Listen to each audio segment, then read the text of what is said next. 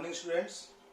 आज हम चर्चा करें, इससे पहले हमने कुछ बॉन्ड्स की बातें की थी, जिसमें आयनिक बॉन्ड है, कोवलेंट बॉन्ड है, हाइड्रोजन बॉन्ड है, इनकी चर्चा की थी। इसमें आज एक नया और टॉपिक जो बीएससी पार्ट 3 का है, और उसमें हमारे पास है metal ligand bonding in transition metal complex, यानी मेटल और लिगेंड के मध्य ये कैसा बॉन्ड है जिसकी हम चर्चा करना चाह रहे हैं। यहाँ पे मेटल को मैंने स्टार्टिंग में आपसे बात की थी कि मेटल क्या है, यहाँ पे इलेक्ट्रॉन न्यून स्पीसीज है, और लिगेंड क्या है, इलेक्ट्रॉन रिच स्पीसीज है। तो जो जिसके पास इलेक्ट्रॉन ज्यादा है तो स्वाभाविक है वो कम इलेक्ट्रॉन के साथ यहाँ पे जो मेटल के पास है इनके साथ बॉन्ड फॉर्मेशन करेगा। तो यहाँ पे बॉन्ड फॉर्मेशन किस रूप में होगी, इसके ऊपर चर्चा करने के लिए यहाँ पे इससे पहले हमने बात की थी वैलेंस बॉन्ड थ्योरी, यानी इसी का एक रूप जो बढ़ता हुआ आगे मॉडिफाइड रूप किया गया था, जिसे CFT क्रिस्टल फील्ड थ्योरी के नाम से जाना गया। इससे पहले वैलेंस बॉन्ड थ्योरी जो थी उसमें क्या था, वैलेंस बॉन्ड में आपने पढ़ा होगा कि यहाँ पे इलेक्ट्रॉन A एंड B, हमने दो कोई भी एटम लिए जिसके मध्य इलेक्ट्रॉन का शेयरिंग है, शेयरिंग ऑफ इलेक्ट्रॉन्स। तो यहाँ पे जो ओवरलैपिंग ऑफ इलेक्ट्रॉन से कारण हो रही है, कक्षक की जो ओवरलैपिंग हो रही है, इसके कारण से सहसंयोजक बंध की फॉर्मेशन हो रही है। ये वैलेंस बॉन्ड थ्योरी में हमने देखा, और इस बॉन्ड की सहायता से बहुत सी गुणधर्मों की व्याख्या भी कर सके थे। लेकिन चूंकि यहाँ पे संक्रमण तत्वों की बात आ रही है, उसके साथ बनने वाले संकुल की बात आ रही है, तो इसको बहुत हद तक वैलेंस बॉन्ड थ्योरी के द्वारा नहीं समझाया गया। जिसमें वैलेंस बॉन्ड थ्योरी में क्या था कि इनकी लिमिट्स के रूप में हम इसको पढ़ सकते हैं। उन्होंने कहा कि संक्रमण तत्वों में जब मेटल लिगेंड बॉन्डिंग होती है तो बहुत से कक्षक जो है वो आंतरिक कक्षक संकुल बनाते हैं, बहुत से बाह्य कक्षक संकुल बनाते हैं। ऐसा क्यों हो रहा है, ये बात इसमें नहीं समझा पाए। सेकेंडली उन्होंने कहा कि मेटल और लिगेंड के मध्य हमने कहा कि कोवलेंट उपसहसंयोजक बंध बन रहा है, लेकिन यहाँ पे एक चीज आई कि यहाँ उपसहसंयोजक बंध नहीं बन करके एक नए प्रकार का जिसको मानते हैं इलेक्ट्रोस्टैटिक अट्रैक्शन फोर्स, स्थिर विद्युत आकर्षण बल टाइप का बॉन्ड बन रहा, जिसकी चर्चा भी वैलेंस बॉन्ड थ्योरी में नहीं की गई। नेक्स्ट उन्होंने कमी रही, जैसे हमने हेक्सा एक्वा कॉपर का कॉम्प्लेक्स जहाँ पे ले रहे हैं, तो यहाँ पे उन्होंने कहा एक डिस्ट्रॉयड आकृति बनती है, विकृत आकृति बनती है। और विकृत आकृति में क्या होता है, देखिए आप, कॉपर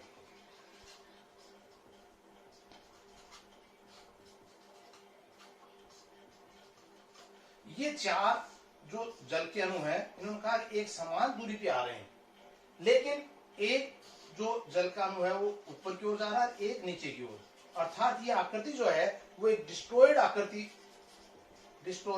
आकृति बन जाती है। तो ऐसा क्यों बन रहा है, ये वैलेंस बॉन्ड थ्योरी इसको नहीं समझा पाए।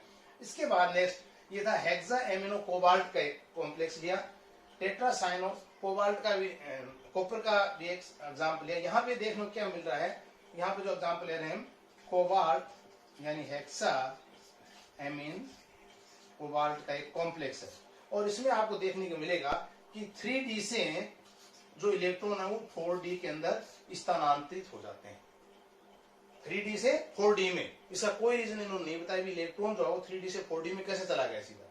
दूसरा, टेट्रासाइनोक्यूप्लेट के अंदर भी आप देखेंगे कि यहाँ पे 3D से 4P के अंदर इलेक्ट्रॉन ट्रांसफर हो जाता है। तो ये जो कमियां थी ये यहाँ पे वैलेंस बॉन्ड थ्योरी के द्वारा नहीं बताएगी। फिर थोड़ा सा आगे चलते हैं, टेट्रा एमिनो निकलेट, निकल की यहाँ पे बात करें टेट्राहाइड्रल स्ट्रक्चर बन रहा है इसका, लेकिन यही अगर टेट्रासाइनो निकलेट की हम बात करें तो वहां पे आप देखेंगे स्क्वायर प्लेनर स्ट्रक्चर बन रही है, वर्ग समतलीय आकार बन रहा है। यहाँ पे चतुष्फलकीय टेट्राहाइड्रल स्ट्रक्चर बन रहा है। तो टेट्राहाइड्रल स्ट्रक्चर में अगर आप इसको देखें तो आप देखेंगे कि निकल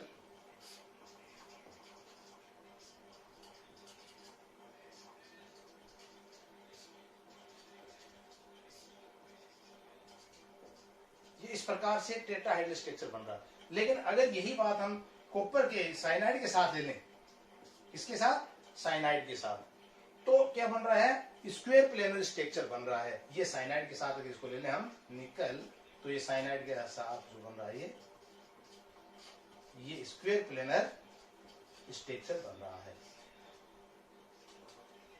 तो ये ऐसा अंतर क्यों आ रहा है, ये भी वैलेंस बॉन्ड थ्योरी के द्वारा नहीं समझाएगा।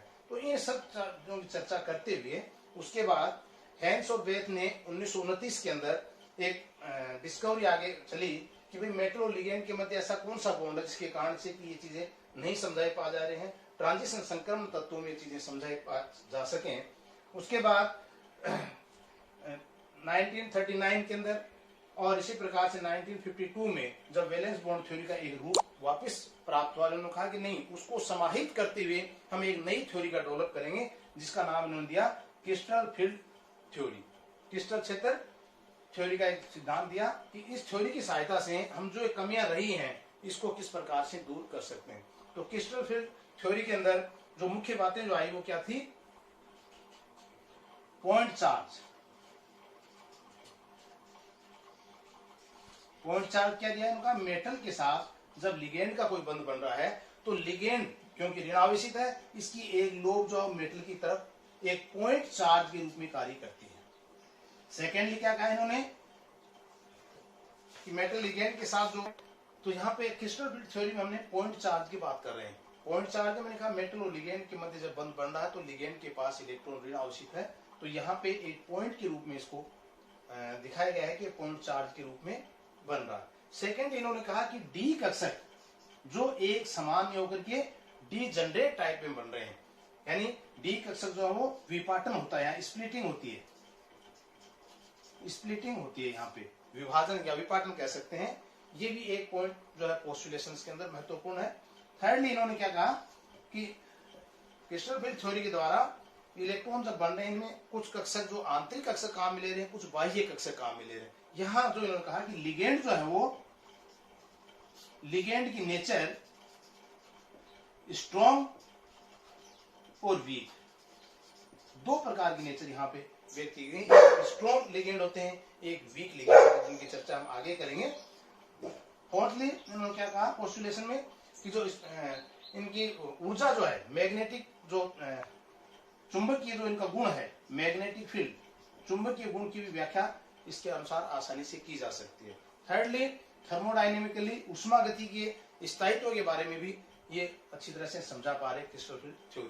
तो मुख्य रूप से जो कमियां यहाँ पे हमें नजर आई वैलेंस बॉन्ड थ्योरी में, उन्हीं को रूप बदल करके आगे क्रिस्टल फील्ड थ्योरी की सहायता से इसको समझाने की कोशिश की गई है। दूसरा आगे हम देखें, उन्होंने कहा कि स्टेबलाइजेशन एनर्जी, स्थायीकरण ऊर्जा या मुक्त ऊर्जा, फ्री एनर्जी, फ्री एनर्जी की जो बात की, उन्होंने कहा कि डी कक्षक की एक बात करें तो यहाँ पे डी कक्षक जो वो दो प्रकार से विपाटन हो रहा है और इनके अंदर जो ऊर्जा बन रही है अंतराल, ये फ्री एनर्जी का रूप ले रही है, जिसके कारण कोई कॉम्प्लेक्स है वो स्थायी बन जाता है। तो इसको हम डी कक्षक का लेकर के अभी इसको चर्चा करेंगे।